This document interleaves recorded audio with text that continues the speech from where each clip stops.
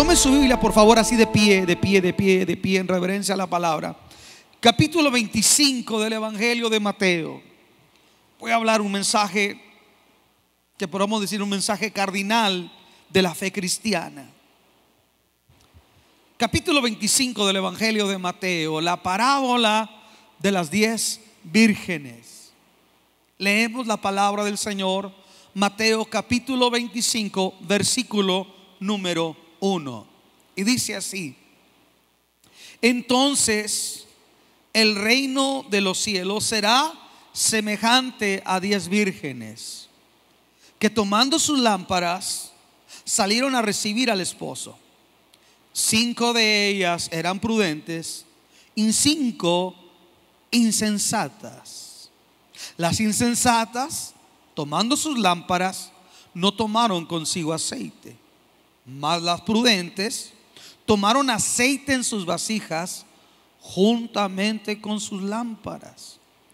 Y tardándose el esposo, cabecearon todas y se durmieron. Y a la medianoche se oyó un clamor: aquí viene el esposo, salid a recibirle. Entonces todas aquellas vírgenes se levantaron y arreglaron sus lámparas. Y las insensatas dijeron a las prudentes: dadnos de vuestro aceite, porque nuestras lámparas se apagan. Mas las prudentes respondieron diciendo: para que no nos falte a nosotras y a vosotras, id más bien a los que venden y comprad para vosotras mismas. Pero mientras ellas iban a comprar, vino el esposo, y las que estaban preparadas entraron con él a las bodas, y se cerró la puerta. Después vinieron también las otras vírgenes diciendo: Señor, Señor, ábrenos. Mas él respondiendo dijo: de cierto os digo que no os conozco. Velad pues, porque no sabéis el día ni la hora en que el Hijo del Hombre ha de venir. Que Dios añada bendición en su palabra. Ocupe su lugar, por favor, y que Dios nos dé de su gracia para compartir esta palabra.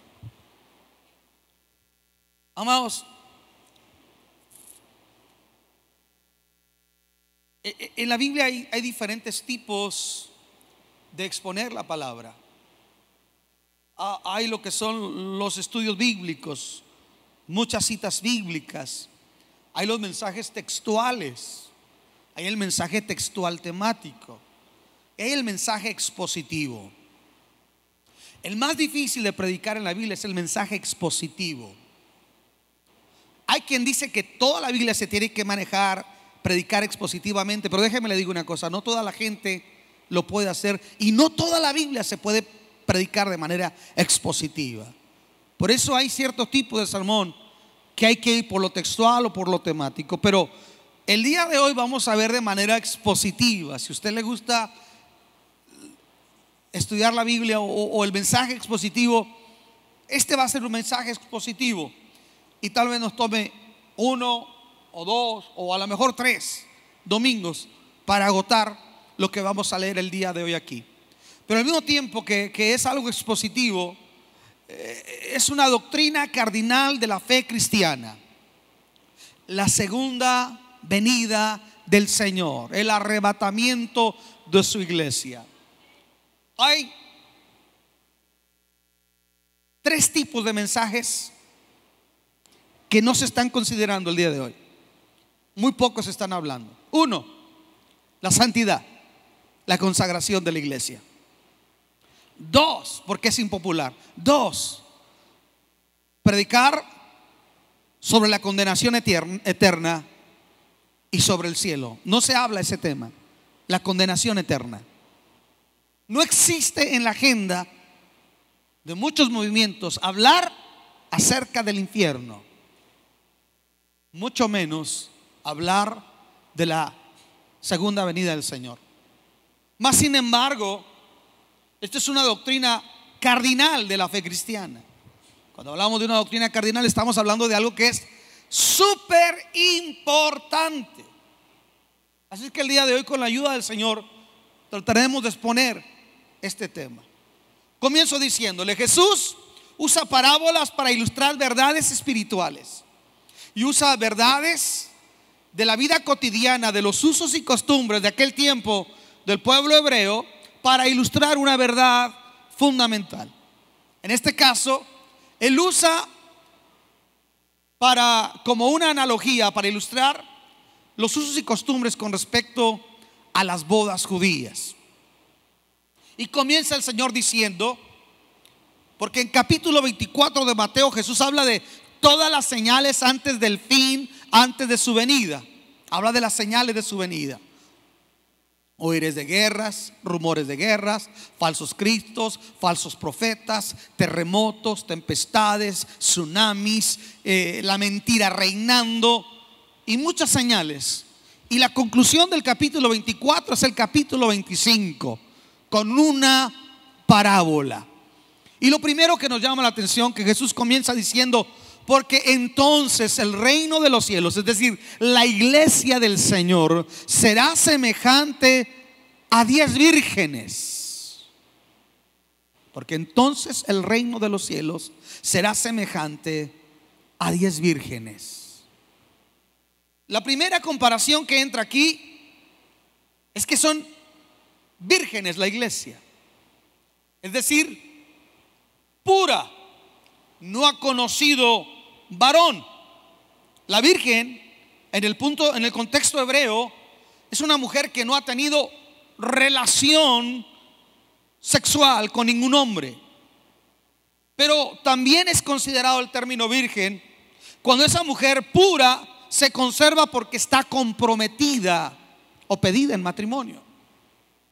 Pablo, en su celo apostólico, dice estas palabras: porque me he propuesto presentaros a Cristo, presentarlos a Dios como una virgen pura, sin mancha ni arruga. Me he propuesto presentarlos a Dios como una virgen desposada, es decir, comprometida para casarse, pero comprometida a uno solo, y ese es Jesús. La iglesia, escuche, está comprometida con un Señor que la compró, y ese es Jesús. Alguien diga amén. Él nos compró y nos transformó, nos trasladó del reino de las tinieblas al reino de la luz, del reino del pecado y de la muerte al reino de la vida en el Espíritu Santo. Y fuimos comprados no por oro, no por plata, no por cosas corruptibles, sino con la preciosa sangre de nuestro Señor Jesucristo. Somos propiedad de Dios. Alguien diga amén. La iglesia es la prometida del Señor, y el anillo de compromiso es la santidad de la iglesia. Las vírgenes desposadas tenían un tipo de atavío diferente. En la cultura hebrea, una mujer casada trae un tipo de atavío. La que está soltera trae otro tipo y otro color de atavío. Pero la que está comprometida también trae otro tipo de vestimenta que identifica y da testimonio que nadie puede cortejarla ni pretenderla, porque ella está comprometida. Y ese que está comprometido se refleja en el tipo de atuendo. O sea, la mujer que está casada se identifica en su porte porque había una cierta vestidura que le identificaba. Le doy un ejemplo. Los judíos usaban mucho lo externo para ilustrar el grado de la gente. Por ejemplo, usted ha leído que Bartimeo, el ciego que estaba mendigando, cuando oyó pasar a Jesús y que grita y que Jesús lo manda a llamar, dice la Biblia que Bartimeo se quitó la capa porque lo llamaba Jesús. La capa era algo que facultaba a Bartimeo para pedir limosna. Era como el póster del homeless, para que usted me entienda. Entonces, cuando Bartimeo dice, me llama Jesús, dice, ya no necesito esta capa, porque me llama el dueño del oro y de la plata. Alguien diga amén.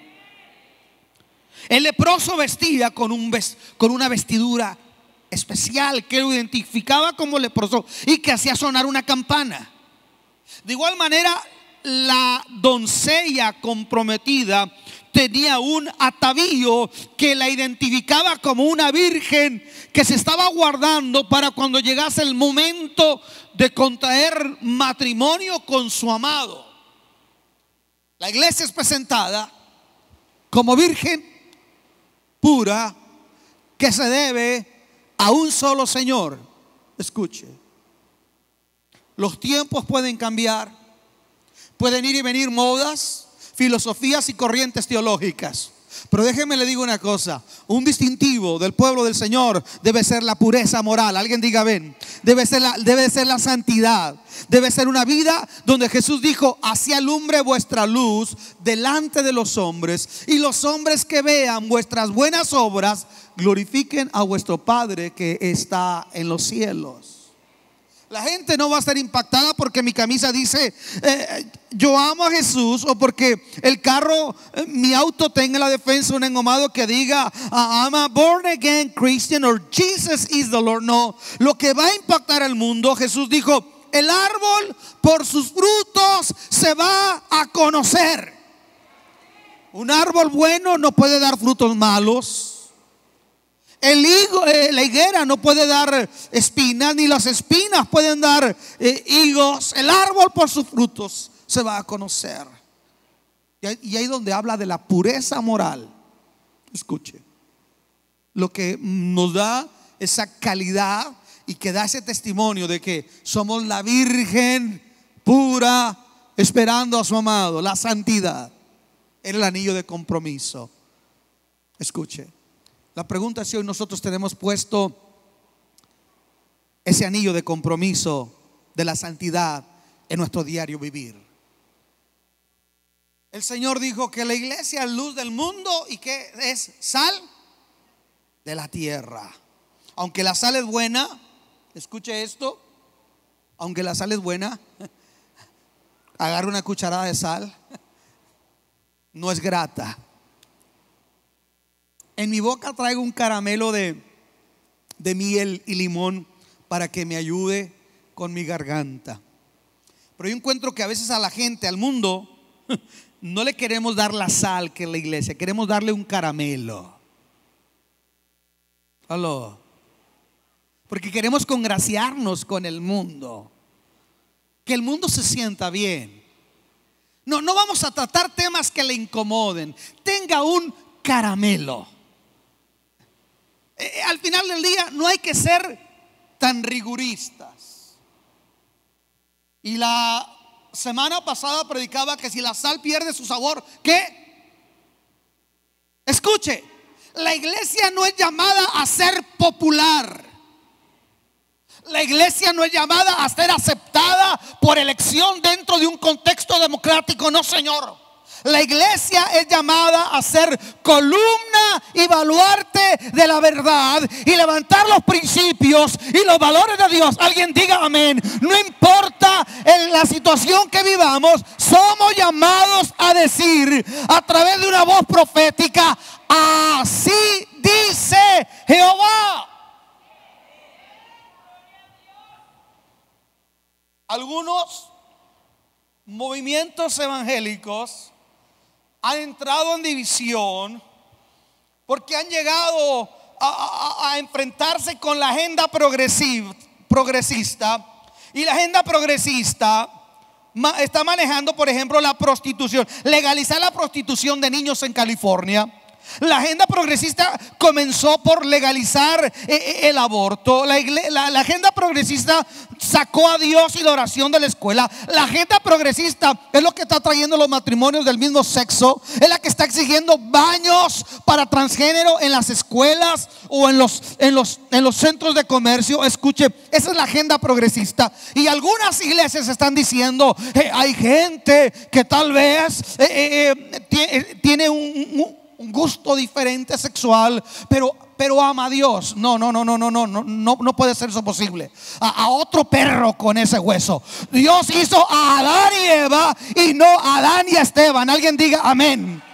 Y donde Dios dice sí, vamos a decir sí. Y donde Dios dice no, vamos a decir no. Hoy está muy de moda el concepto de amigobios dentro del cristianismo. Cristianos, amigos con derecho. No se sabe qué es. La fornicación sigue siendo pecado. El adulterio sigue siendo pecado. Alguien alabe el nombre del Señor. La iglesia, esto no va a ser popular. Esto está haciendo, por ejemplo, que la iglesia episcopal, que la iglesia metodista estén teniendo un cisma, porque quieren decidir por elección qué es lo que se tiene que cambiar. Aunque la Biblia lo repruebe, hay que cambiarlo. Cuando la sal pierde su sabor, cuando la iglesia deja de ser pura, cuando la iglesia llama a la luz tinieblas y a las tinieblas luz, a lo dulce llama amargo y a lo amargo llama dulce. ¿Sabe una cosa? La iglesia está cayendo en la apostasía. Ahí le va. Para muchos que tal vez a veces se equivocan, y se equivocan garrafalmente, porque a veces ven, porque yo tengo luces aquí, pantalla, creen que yo soy liberal.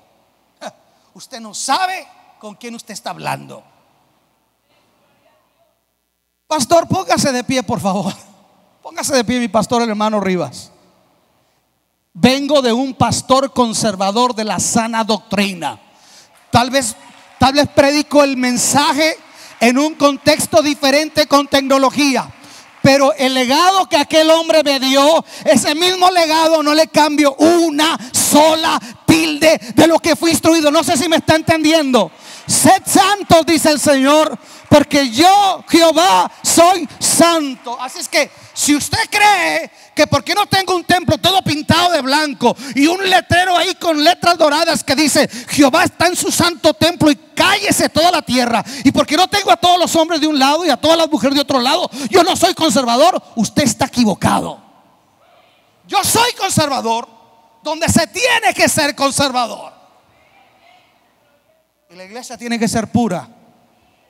Yo dije, la iglesia tiene que ser pura. Alguien diga amén. Aunque esta sal resulte inatractiva, ¿sabe una cosa? Puedo escuchar, puedo atender a consejos, puedo ir a congresos de iglesia crecimiento, pero hay una cosa que no cambia. Dios de ayer, de hoy y por todos los siglos, Dios sigue siendo santo, y dice que sin santidad nadie verá al Señor. Pastor, pero es que en esta otra iglesia no se exige tanto, en esta otra iglesia no hay tanto problema. ¿Sabe qué? Hay iglesias para irse al infierno también, y ahorita lo vamos a ver. Compara la iglesia con un estado de pureza. Vírgenes puras, dice San Pablo. Me he propuesto presentarlos a Dios como una virgen pura que no tiene de qué avergonzarse. Y luego el Señor dice, basándose del contexto de los usos y costumbres judías, dice, será como 10 vírgenes que salieron a recibir al esposo, que esperaban que el esposo viniese. En la costumbre hebrea, la novia se hace acompañar de unas vírgenes, es decir, las acompañantes de la quinceañera o de la novia el día de hoy. Ellas estaban con lámparas esperando que el novio viniere por la novia para que se llevase a cabo la boda, la ceremonia. Entonces dice que las 10 esperaban que viniese el novio.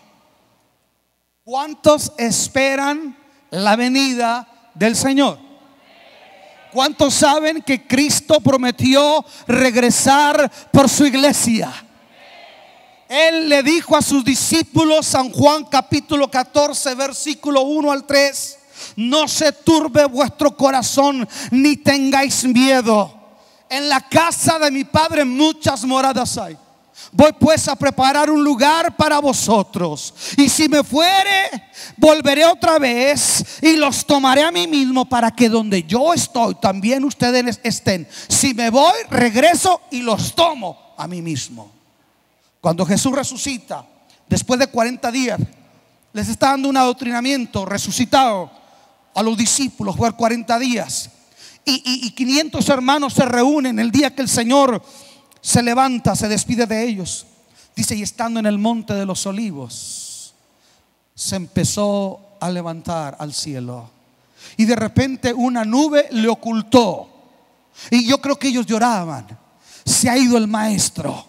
Se cumplió la profecía, pero se ha ido el maestro. De repente aparecen dos ángeles y le dicen, varones galileos, ¿qué están mirando al cielo? Ese mismo Jesús, de la manera en que se fue, así va a venir. Se fue en las nubes, regresará en las nubes. Doctrina apostólica del primer siglo. Pablo dice, Primera Tesalonicenses capítulo 4 versículo 16 en adelante, porque el Señor mismo con voz de mando, con voz de arcángel y con trompeta de Dios, un día descenderá del cielo. Yo dije, un día descenderá del cielo, y los muertos en Cristo resucitarán. Yo dije, los muertos en Cristo resucitarán. Nuestro hermano Muñoz va a resucitar, y todos los que vivimos y todos los que hayamos quedado seremos arrebatados juntamente con Él en las nubes para reunirnos con el Señor. Lo crea o no lo crea, Cristo viene. Lo espere o no lo espere, Cristo viene. Sea o no sea popular el mensaje de la segunda venida dentro del crecimiento de hoy, I don't care. Cristo viene. Si Él lo prometió, Él lo va a hacer. ¿Cuántos esperan al Señor? Levante su mano. ¿Cuántos esperan al Señor? ¿Cuántos pueden decir Cristo viene? Alguien diga conmigo, Cristo viene. Grítale a tu alma, Cristo viene. Vamos, dilo. Cristo viene, Cristo viene, Cristo viene. Pronto aparecerán las nubes. Pero hay otra cosa. La Biblia no solamente habla de creer que Cristo viene. Pablo habla de los que aman la venida del Señor. Escucha eso. Una cosa es creer que Él viene y otra cosa es amar su venida. Amar su venida es esa actitud, esa expectativa de saber que Él viene. Algunos predicadores fumados, modernos, le llaman a esto la doctrina del escapismo. No, señor. No, señor. Ese es un error. Escuche, yo fui instruido de esta manera. Haz planes para 50 años, pero con la actitud de que Cristo puede venir en el próximo segundo. No sé si me está entendiendo. Hagamos planes para 50 años. Necesitamos ganar más gente, hacer actividades evangelísticas, edificar nuestra segunda fase, meter refrigeraciones, hacer viajes misioneros. No hay muchas cosas. Tener tu propia casa, tu propio auto, tu propio negocio. Sueña los sueños de Dios, pero consciente que Cristo puede venir en el próximo segundo. Así es que quien diga que esto es escapismo es un fumado que no entiende la doctrina de la venida del Señor. Amaba la venida del Señor, lo estaban esperando. Dice que salieron a recibirlo con sus lámparas. ¿Qué significado tiene la lámpara en la Biblia? Salmo 119, no sé si es el verso 11 o el 10. Lámpara es a mis pies tu palabra y lumbrera a mi camino. Wow. Lámpara es a mis pies la palabra del profeta. Lámpara es a mis pies la revelación de aquel apóstol. No, lámpara es a mis pies estos 66 libros. Tenemos la palabra profética más segura, dice San Pedro, y es esta palabra. Let God be true. Sea Dios veraz y todo hombre mentiroso. Esta, en términos de Juárez, es la que rifa y controla, mis queridos hermanos. The word of God, la palabra. Yo dije la palabra. Ame la palabra. Escuche, como ellas tenían el conocimiento de la palabra, hablando el día de hoy, ellas salieron con lámparas. Sin lámpara no podían esperar al esposo. Nadie puede esperar la venida del Señor. Nadie puede amar la venida del Señor. Nadie puede vivir una vida de santidad si no es gente que tiene en su vida como una prioridad la palabra de Dios. Aló. ¿Cuántos de ustedes trajeron su Biblia? Levántela, levántela, levántela. Aleluya. Hoy no prediqué con iPad. Mire, cuando estudie la Biblia, desactive todas las demás aplicaciones. Aló.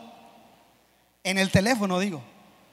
Pero esto, aquí no entra de repente que aquella le hizo like a aquello, o que aquella se está peleando con aquella, y que aquella le dice a la otra: ay, gacha, no seas fea. No, aquí nomás estoy yo y doy la palabra. Alguien diga amén. Esa es la ventaja de estar interactuando con la Biblia. Ok, una iglesia ignorante, perdóneme la palabra, una iglesia que no conoce las escrituras, una iglesia que no conoce el panorama profético, porque esa es otra. Una iglesia que no tiene en cuenta el panorama profético va a ser una iglesia que que no tiene la plena conciencia del tiempo que estamos viviendo, y que por consecuencia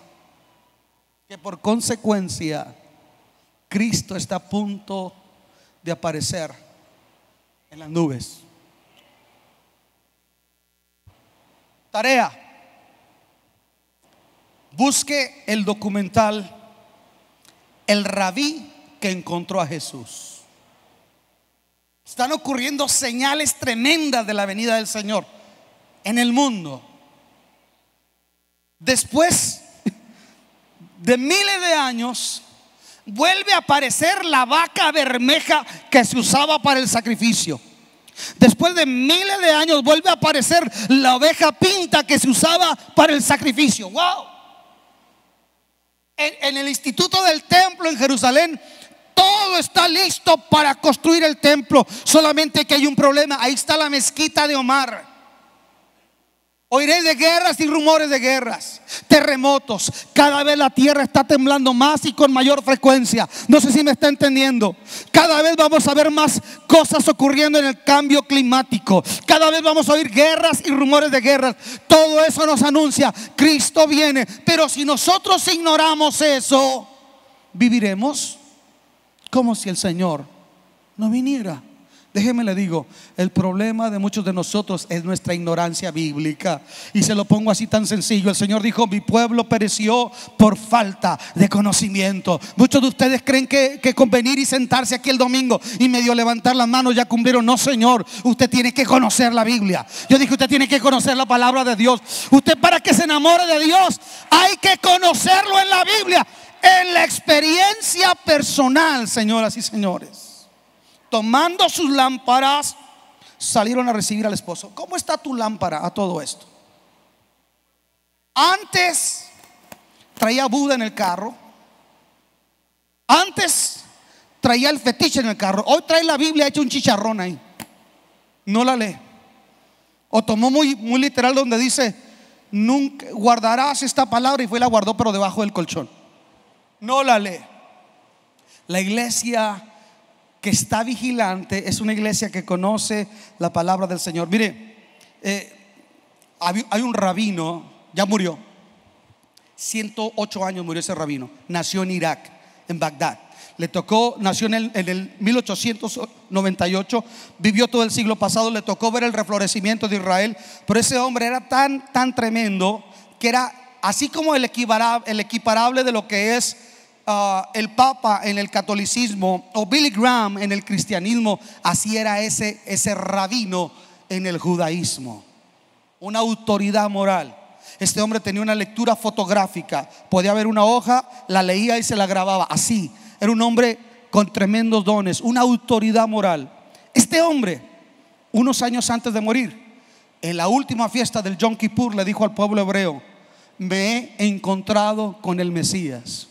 El Mesías me ha visitado. Sé quién es el Mesías y conozco su nombre. Y dijo: lo he escrito en un sobre. Lo he escrito en un sobre.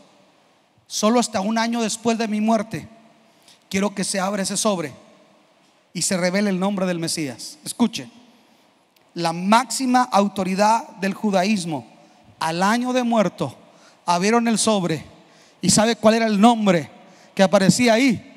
Yeshua. Jesús es el Señor. La autoridad máxima del judaísmo le está diciendo a los judíos: Jesús es el Señor. Estamos viviendo un tiempo tremendo. Mire, estamos viendo señales. No estoy diciendo, aclaro, no estoy diciendo, para que no van a decir, el pastor dijo que Donald Trump es el anticristo. A veces somos buenos para inventar falsos. Pero ese viaje que hizo el anticristo, Donald Trump, ese viaje que hizo Donald Trump, lo va a hacer el anticristo para reconciliar mundo islámico, judío y cristianismo en una gran religión a través del falso profeta. Estamos viendo señales de su venida que aquí están en la palabra del Señor. ¿Sabe por qué vemos tanta gente a veces que vive con un orden de prioridades totalmente contrario, con una indiferencia? Es porque hay mucha ignorancia de la palabra del Señor. Pero yo les digo, hermano, todas las señales proféticas están cumplidas. Cristo viene por su iglesia. Yo dije, Cristo viene por su pueblo una vez más. Todo está cumplido. Hace 2 años que estuve en Jerusalén, le hice una pregunta a nuestro guía, y le decía, era un español y era arqueólogo aparte. Mire qué buen guía, arqueólogo, historiador, y era de España. Le dije una pregunta. Tenía yo de frente así el muro a Jerusalén de un lado, un valle que está así y el monte de los olivos, y yo lo estaba viendo desde acá. Le digo una pregunta. Veo que todo lo tienen listo ustedes para reedificar lo que se conoce en la Biblia como el tercer templo. La pregunta es que ahí está la mezquita de Omar. ¿Cómo le van a hacer? Y me dice, mira, se ha descubierto una falla geológica precisamente que pasa por abajo donde está ese templo musulmán de la mezquita de Omar. Cada 100 años tiene un movimiento fuerte y cada vez es más intenso. Dice, estamos esperando que venga un gran terremoto en Jerusalén que va a tumbar la mezquita de Omar. Por eso el pueblo judío está listo para reedificar el templo. Solamente que en ese templo va a llegar el anticristo y se va a hacer pasar como Dios. Escúchame, está diciendo alguien que no es cristiano, que es un judío ortodoxo y que es historiador. Cuando yo vi eso dije, Señor, Cristo está a punto de venir. Oiréis de nación contra nación y reino contra reino. En este país estamos viendo un problema de nación contra nación. En el griego es etnia contra etnia. Estamos viendo movimientos como el Black Lives Matter, es decir, la vida de los afroamericanos importa. Se está recrudeciendo el racismo, se está dividiendo, el país se está polarizando cada vez más. Jesús dijo, se levantaría nación contra nación y reino contra reino dentro de un mismo país, queridos hermanos. Pero algo que me llama mucho la atención con respecto a estos primeros versículos de este pasaje es que dice que 5 vírgenes de ellas eran prudentes y 5 eran insensatas. Escuche esto. Todas tenían lámparas, pero 5 de ellas eran prudentes y tenían aceite en sus vasijas, y las otras 5 solamente tenían sus lámparas y no tenían aceite en sus vasijas. En el contexto de interpretación está hablando que la mitad de la iglesia va a ser diligente. Y yo diría, en el caso más positivo desde el punto de vista estadístico, 5 palabra y vida de Dios, presencia de Dios, relación cultivada con Dios. Y las otras 5 conocimiento de Dios, pero negligencia espiritual. Escuche esto.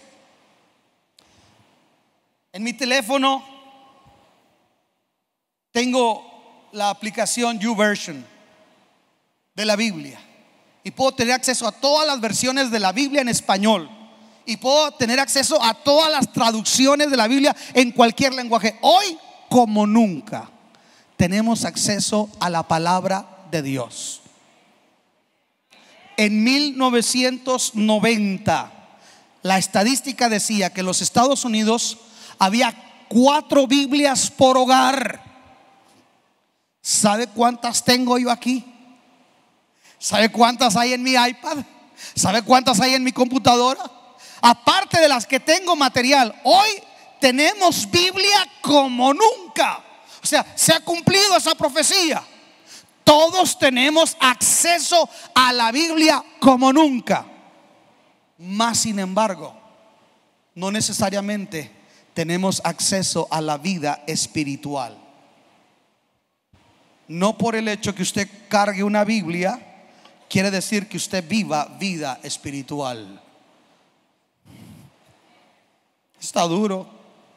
No por el hecho que usted esté aquí en esta iglesia quiere decir que usted es cristiano.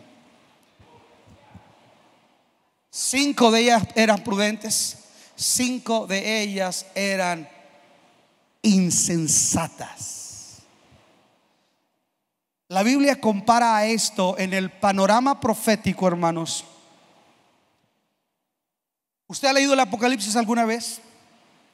Comienza con las 7 cartas a las 7 iglesias del Asia Menor.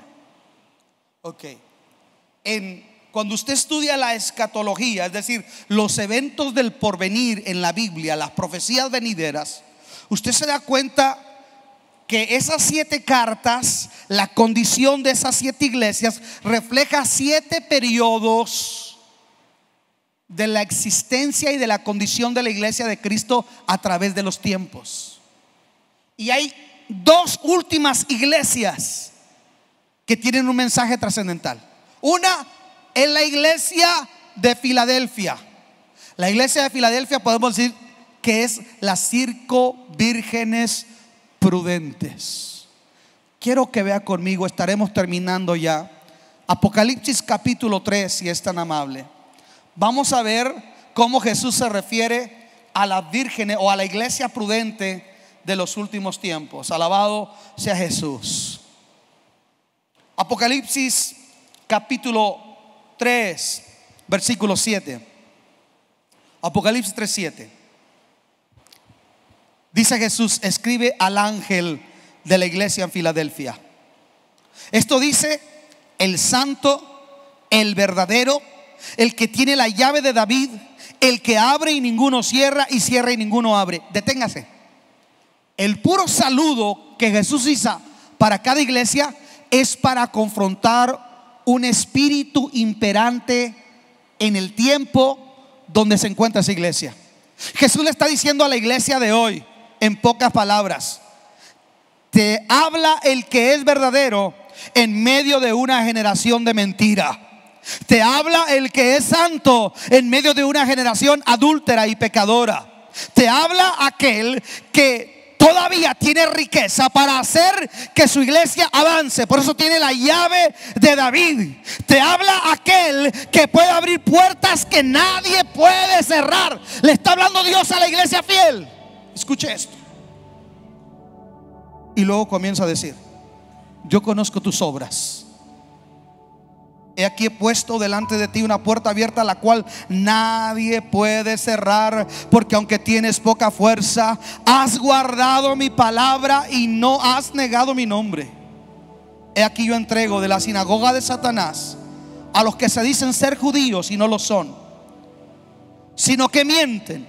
He aquí yo haré que vengan y se postren a tus pies y reconozcan que yo te he amado. Y este versículo 10: por cuanto has guardado la palabra de mi paciencia, yo también te guardaré de la hora de la prueba que ha de venir sobre los moradores de la tierra.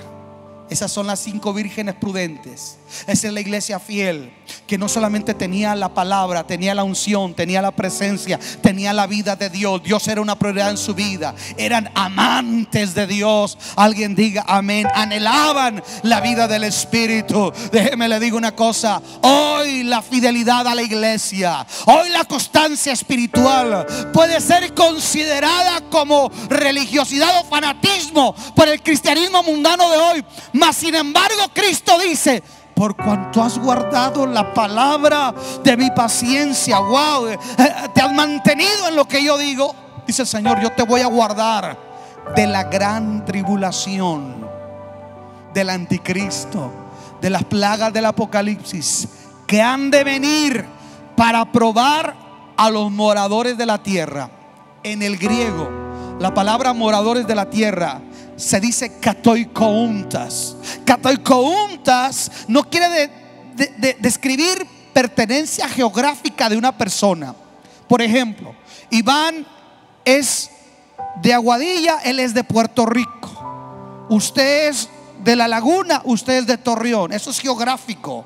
Aquí no está hablando de dónde pertenece geográficamente. Cuando habla de los moradores de la tierra, está hablando de los que se han arraigado, se han materializado sobre la tierra. Y déjeme le digo una cosa, yo anhelo mejor casa igual que usted. Alguien diga amén. Oiga, ahorita me rentaron un Máxima porque me chocaron un carro y la agencia me dio un Máxima. Ay, qué rico se siente el Máxima. Pero déjeme le digo una cosa, no puede el mundo ser mi hogar. La iglesia es peregrina y advenediza. No puedo arraigarme a los bienes materiales de este mundo. No puede el mundo ser mi hogar. En gloria tengo una mansión. Alguien alabe el nombre del Señor. Allá está mi morada. Allá está. Ahí quiero ir. Ahí quiero ir.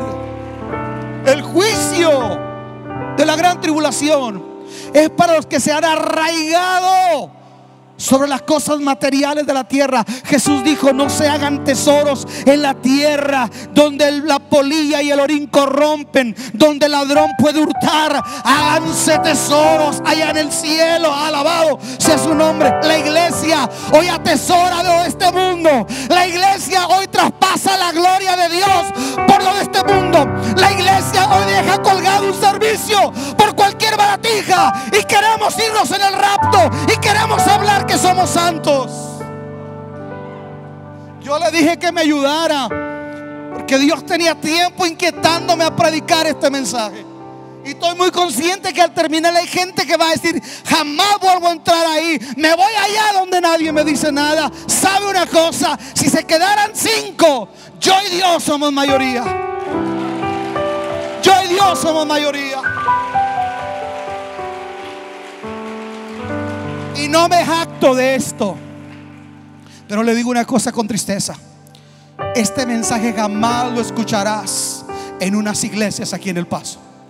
Jamás lo escucharás. Y lo digo con tristeza, porque el día que Cristo venga, esa gente va a conocer una terrible realidad: que fueron vírgenes insensatas, sin aceite, sin presencia, sin unción, sin vida de Dios. Si algo estoy consciente, que yo no puedo vivir la vida de Dios si yo no estoy conectado.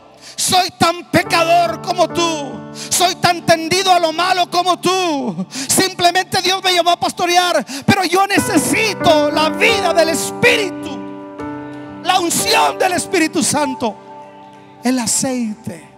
David dijo: ungiste mi cabeza con aceite y mi copa está rebosando. Oh iglesia, levanta tus manos y dile: yo necesito aceite, yo necesito tu unción. Hay apatía en mi vida, hay una actitud mundanal, hay una actitud materialista, hay una apatía. Hay gente buscando la comodidad y no buscando la gloria de Dios. Es tiempo de arrepentirnos, es tiempo de confesar nuestro pecado y devolvernos a Dios con todo el corazón. It's time to seek the Lord. Es hora de buscar a Dios, señoras. Señores, las vírgenes insensatas son comparadas con la iglesia de la Odisea. En el panorama profético, la iglesia de Filadelfia, la iglesia del amor fraternal, la iglesia que tiene poca fuerza pero ha guardado la palabra, la iglesia que guarda la pureza del mensaje, y la iglesia que Cristo va a sacar de la faz de la tierra.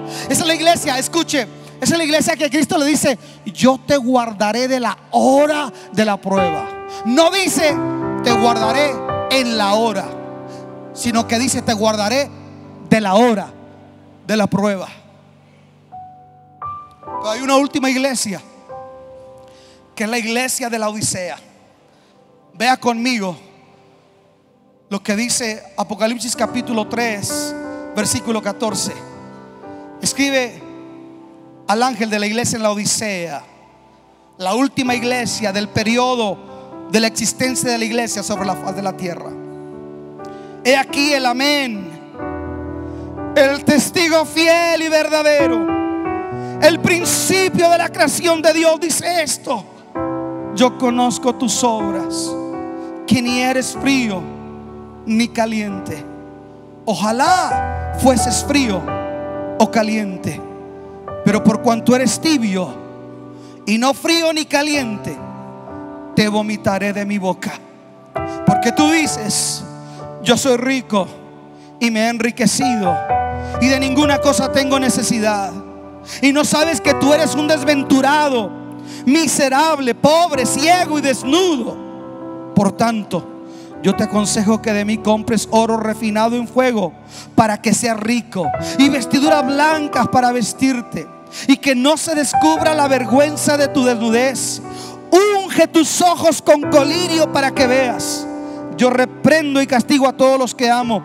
Sé pues celoso y arrepiéntete. He aquí yo estoy a la puerta y llamo.